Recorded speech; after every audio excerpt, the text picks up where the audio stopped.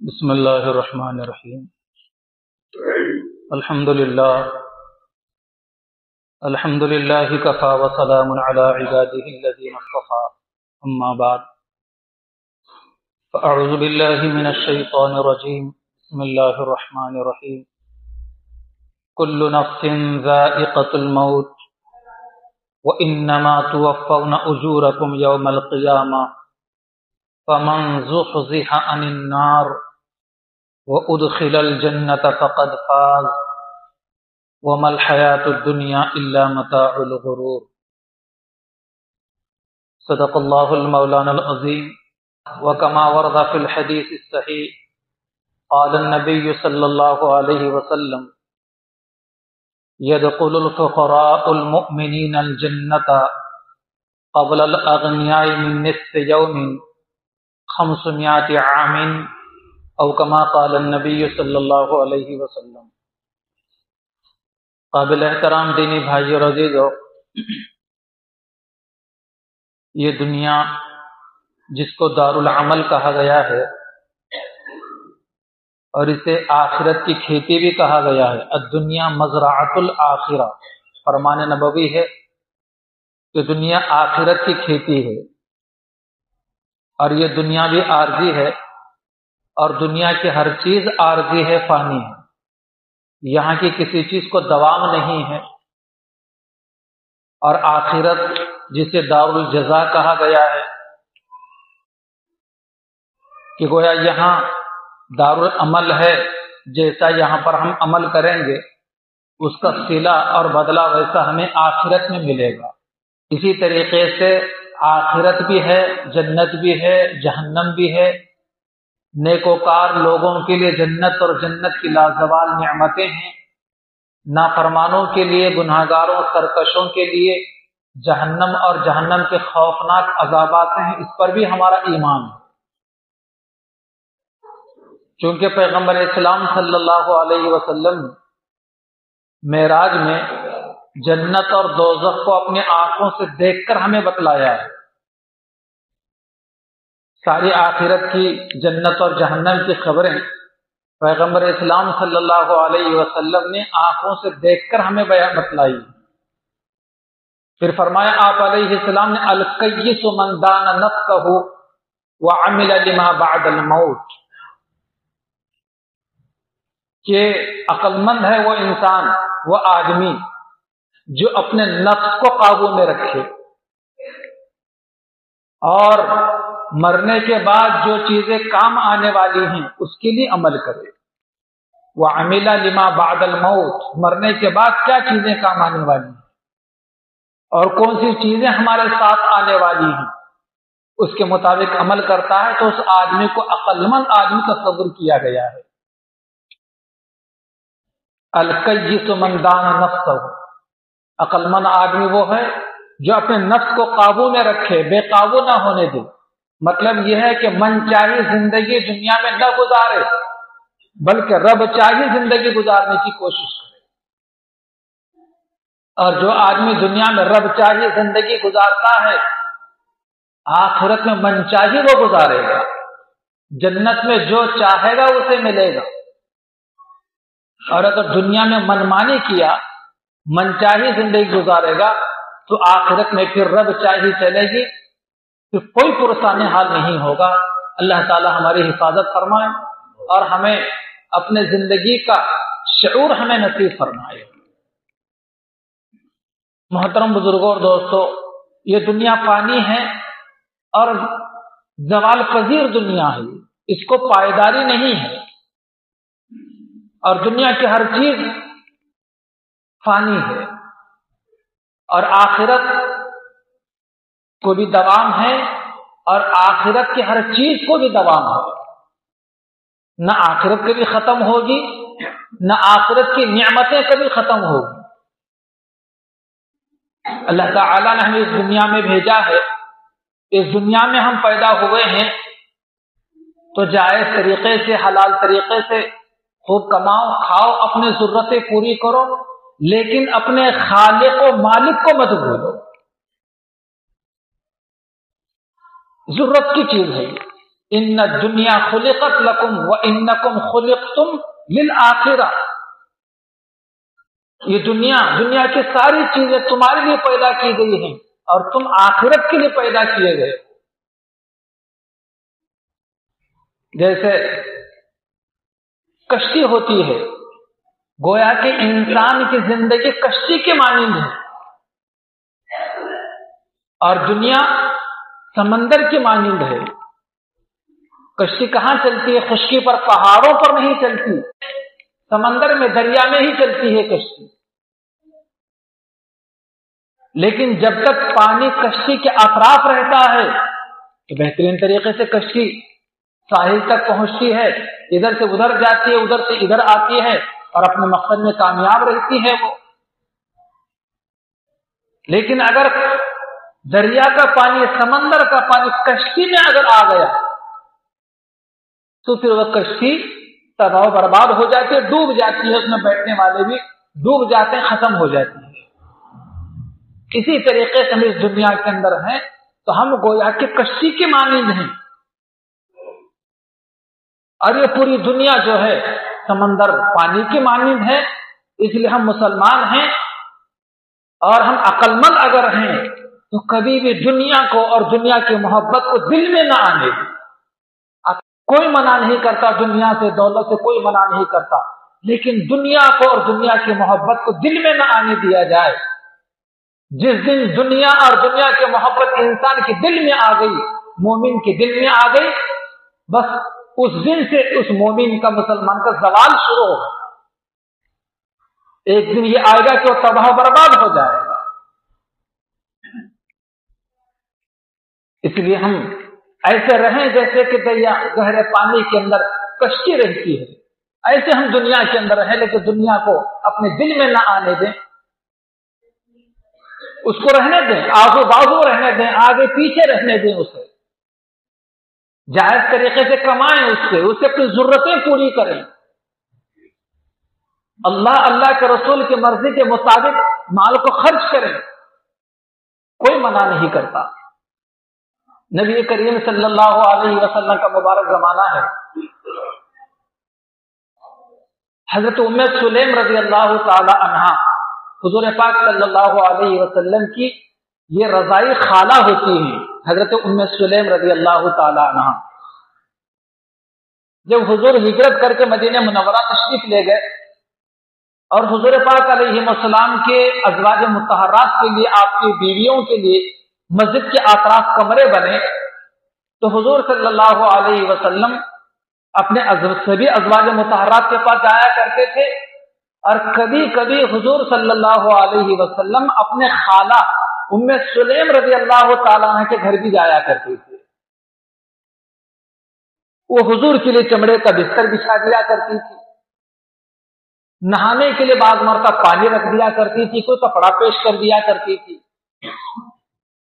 لیکن جیسے حضور دھوپ کے وقت ان کے گھر جا کر کبھی آرام کرتے تو گرمی کی وجہ سے حضور پاک علیہ السلام کے مبارک پیشانی سے جسم سے پسینہ پھوٹتا تھا،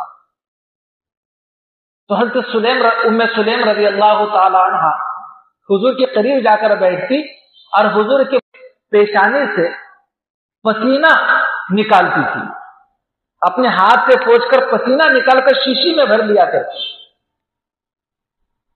اور بعض مرتبہ حضور بیدار ہوتے اور چلے جاتے تو اس چمڑے کے بستر سے حضرت ام سلیم رضی اللہ تعالیٰ عنہ اپنی انگلیوں سے پسینہ پوچھ لے کر شیشی میں بھر لیا کرتی تھی، اور حضور کے مبارک جسم اور سر کے ٹوٹے ہوئے بالوں کو چن کر شیشی میں ڈال دیا کرتی تھی،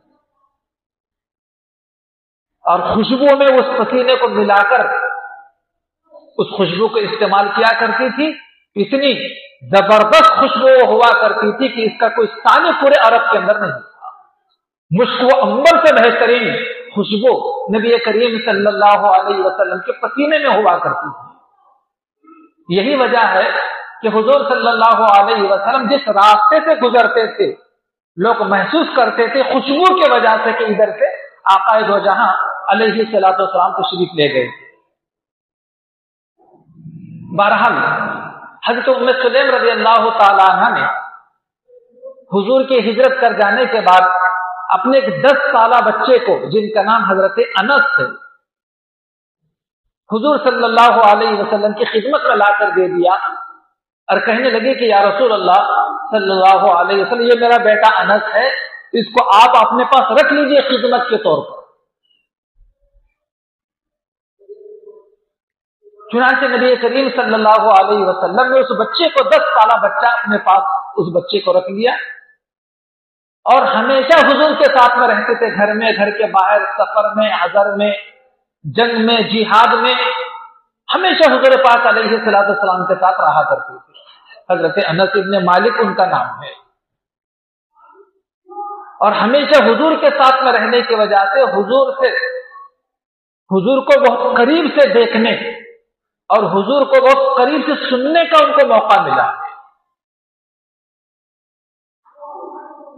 اور اپنے نام کے ساتھ خادم رسول لگایا کرتے تھے اور خادم رسول ہونے پر فخر کیا کرتے تھے دوسروں کے سامنے کہ مجھے اللہ تعالیٰ نے پیغمبر اسلام صلی اللہ علیہ وسلم کی خدمت کا شرف عطا فرمایا ہے، اس پر فخر کیا کرتے تھے اور ہمیشہ حضور کی خدمت میں رہا کرتے، ہر کام حضور کا کیا کرتے تھے جو عام طور پر بچے گھروں میں کیا کرتے ہیں۔ چنانچہ تقریباً 6000 سے زیادہ، پچھلے دنوں میں نے پڑھا تھا، غالباً 6722 حدیثیں حضور سے حضرت انس نے سنی ہیں۔ آج بھی حدیث کی مطابق کتابوں کے اندر اس کی روایت ملتی ہے، بخاری شریف، مسلم شریف، ترمذی شریف، نسائی شریف، ابن ماجہ، مشکات شریف، حدیث کی متعدد کتابیں ہیں۔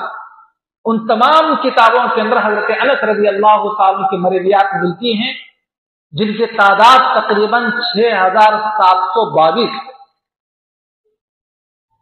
حضرت انس رضی اللہ تعالیٰ عنہ کثیر روایات صحابی ہیں، حضور سے کثرت کے ساتھ حدیثیں نقل کرنے والے صحابی ہیں۔ ایک مرتبہ ام سلیم رضی اللہ تعالیٰ عنہ، حضرت انس کی والدہ، حضور پاک علیہ السلام کے رضائی خالہ، حضور کے پاس آئی اور کہنے لگی کہ یا رسول اللہ صلی اللہ علیہ وسلم، میرے بچے انس کے لیے آپ دعا کر دیجیے۔ تو نبی کریم صلی اللہ علیہ وسلم نے حضرت انس رضی اللہ تعالیٰ عنہ کے لیے تین دعائیں فرمائی۔ حضور نے فوراً والدہ کے درخواست پر حضرت انس کے لیے 3 دعائیں آپ علیہ السلام نے کی۔ کون سی 3 دعائیں کی؟ ایک تو ہے مال میں برکت کی دعا،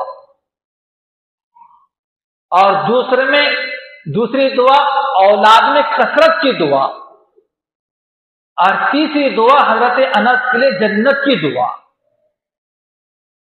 حضرت انس رضی اللہ تعالیٰ کہا کرتے تھے کہ 2 دعائیں تو میں نے اپنی آنکھوں سے قبول ہوتے ہوئے دیکھ لی ہیں، اور انشاءاللہ تیسری دعا بھی قیامت کے دن ضرور قبول ہوگی۔ حضور کی دعا کی قبولیت کا نتیجہ یہ تھا، اللہ تبارک و تعالیٰ نے بہت زیادہ مال و دولت سے حضرت انس رضی اللہ تعالیٰ کو نوازا تھا، بڑی برکت ان کے مال کے اندر۔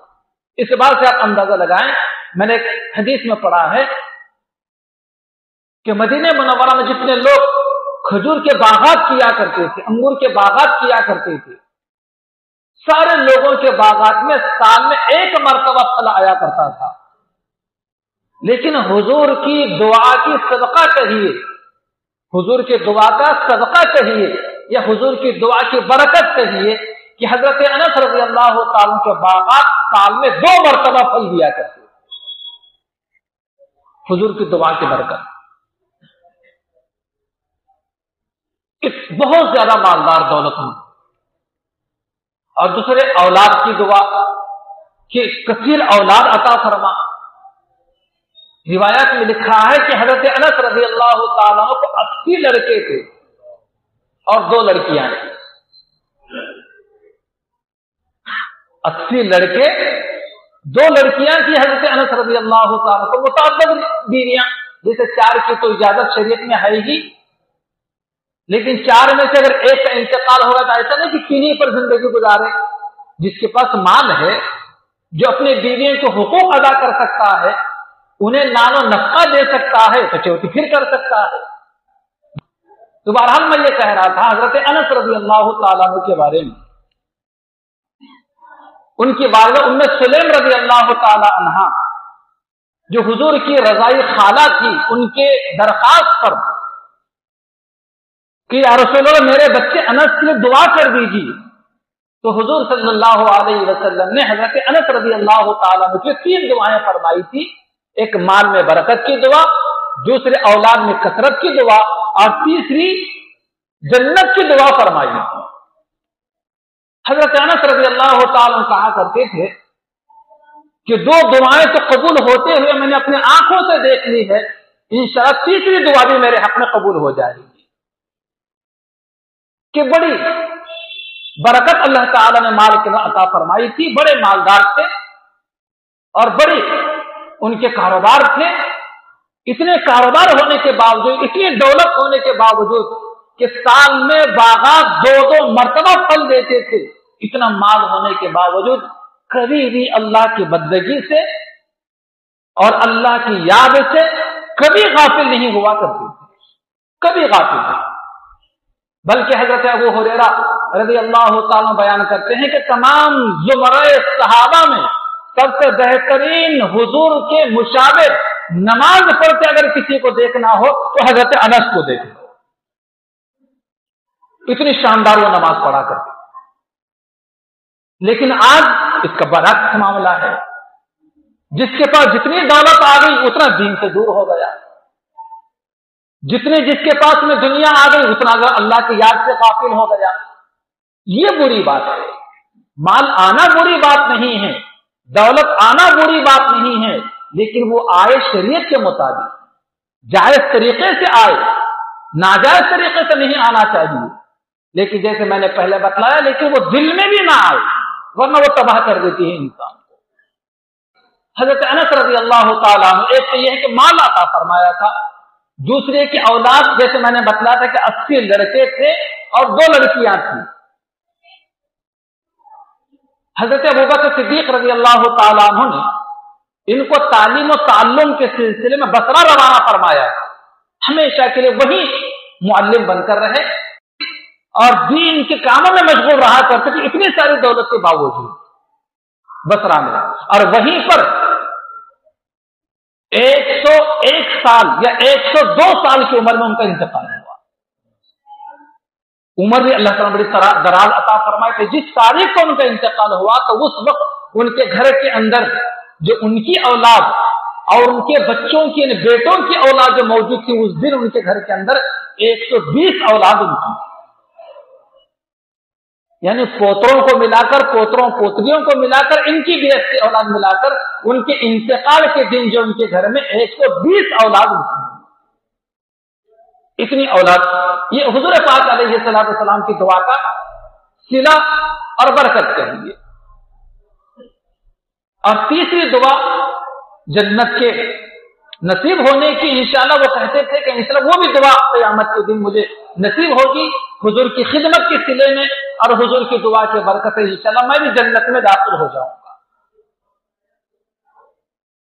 اور انتقال جب ہونے لگا تو اس وقت ان کے پاس حضور پاک علیہ السلام کے تبرکات میں سے ایک برکت حضور کی ان کے پاس تھی، ایک چھوٹی سی چھڑی، ایک لاٹھی حضور پاک علیہ السلام کی ان کے پاس موجود، کیونکہ حضور کے خادم تھے اور انہوں نے وصیت کی تھی۔ میری 2 وصیتیں ہیں، ایک تو یہ ہے کہ حضور پاک علیہ السلام کی جو چھڑی میرے پاس موجود ہے، حضور کا تبرک میرے پاس موجود ہے، اس چھڑی کو میرے کفن میں رکھ دینا،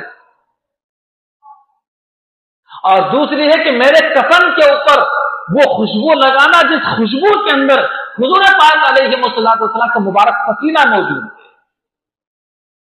چنانچہ ان کی ہدایت، ان کے وصیت کے مطابق ان کے کفن میں وہ چھڑی میں رکھ دی گئی، اور وہی خوشبو ان کے جسم پر، ان کے کفن کے اوپر لگائی گئی، کیونکہ ان کے گھر کے اندر خوشبو موجود تھی، جیسے میں نے پہلے بتلایا۔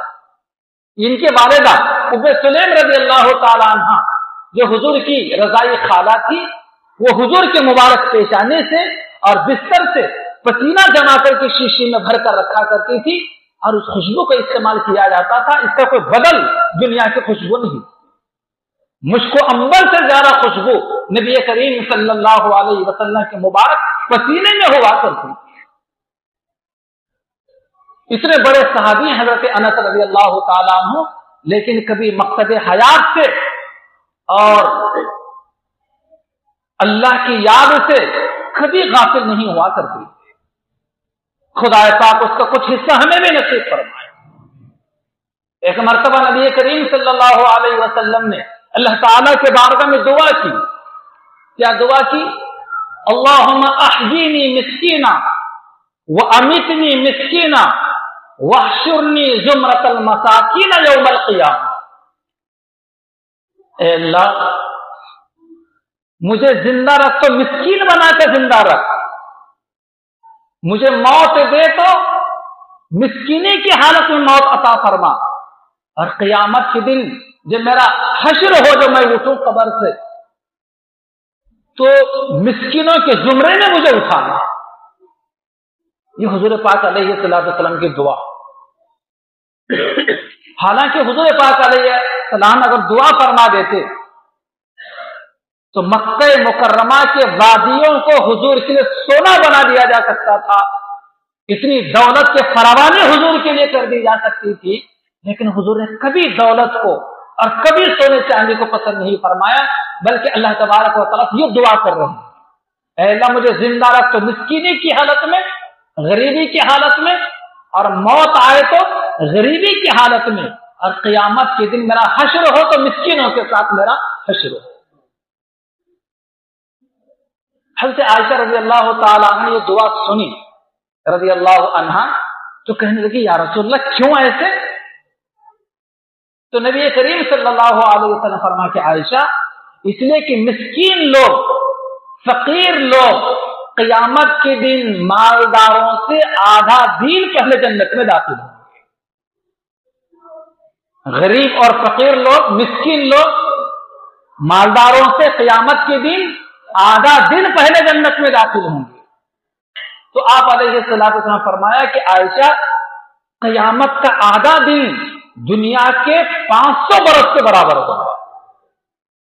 قیامت کا آدھا دن دنیا کے 500 برس کے برابر ہوگا. وہ یوں سمجھیے کہ قیامت کا ایک دن دنیا کے 1000 برس کے برابر ہوگا.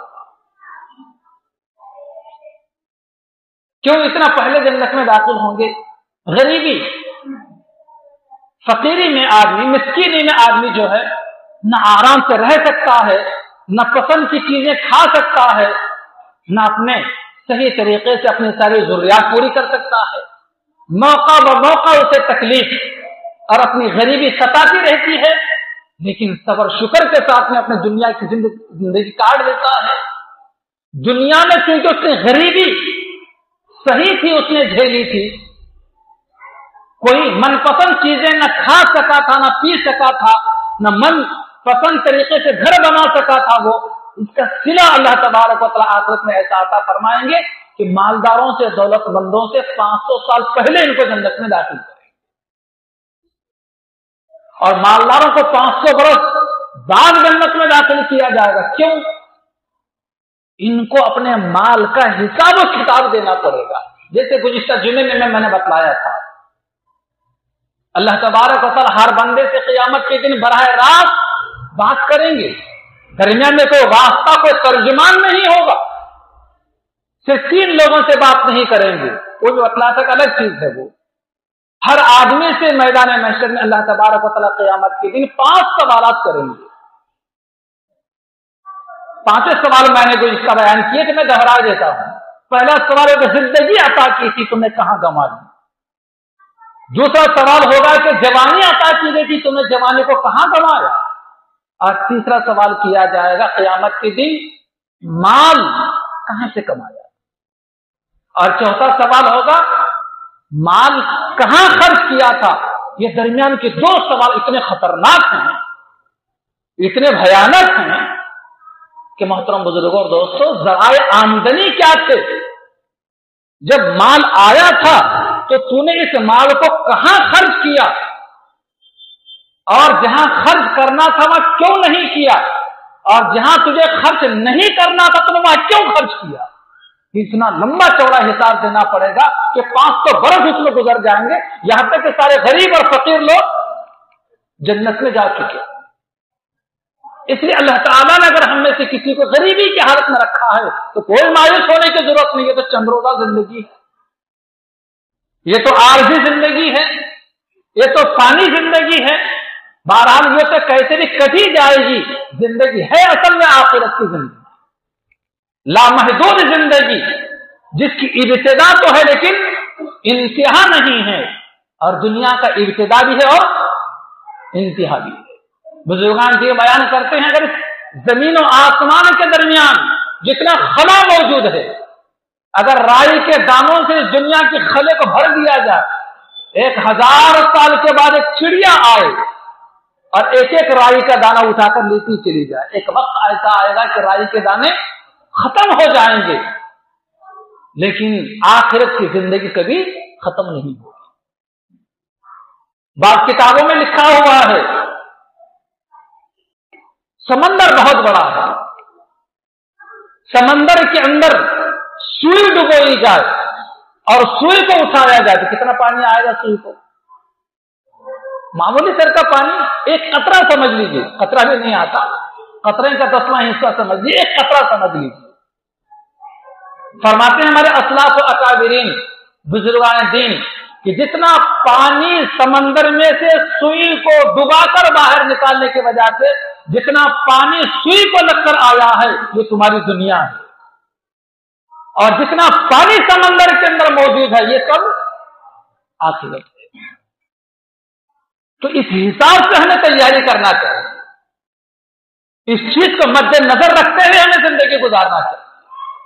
پہلے حدیث مبارکہ میں نے پڑھی تھی، الکیس من دان نفسہ وعمل لما بعد الموت، عقل مند آدمی وہ ہے جو اپنے نفس کو قابو میں رکھے، بے قابو نہ ہونے دے، من چاہی زندگی نہ گزارنے دے اپنے نفس کو، بلکہ رب چاہی زندگی گزارنے دے، اور وعمل لما بعد الموت، اور اپنے مرنے کے بعد کام آنے والی چیزوں پر عمل کرنے کی کوشش کرے۔ اللہ تعالیٰ سے دعا ہے کہ اللہ پاک ہمیں صحیح معنی کا سمجھ کر عمل کرنے کی توفیق عطا فرمائے، ہر قسم کے چھوٹے اور بڑے گناہوں سے اللہ پاک ہماری حفاظت فرمائے۔